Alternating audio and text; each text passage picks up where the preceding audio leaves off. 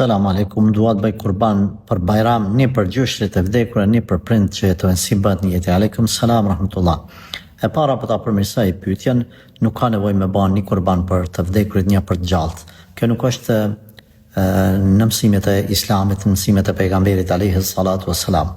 E therr një kurban, s'ka nevojë dy me i therr, edhe aty e shtin komplet familjen tonë, gjyshrit e vdekur, prindrit e gjallë, flat familjen tonë, gruan, fëmijët, vllaun, motrën që jeton bashkë me ta.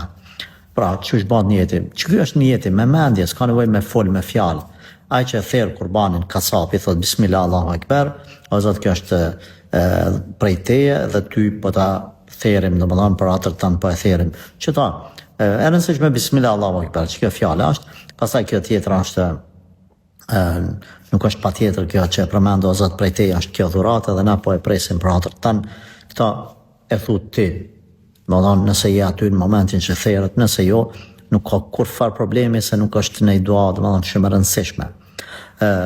Niyeti është me zemër, kur të pyet dikush çka ke bëu kur therr kurban. Për çka ke therr? Vallai për gjyshtë e mi të vdekur, për prindrit e mi edhe për familje. Ç'ky është niyet? Domethënë ti në trunin ton, mendjen tonë e ke bën niyet me therr, çaja është niyet. S'ka nevojë më u çu aty me thon po bëj niyet me therr një kurban për Zotit, për këto.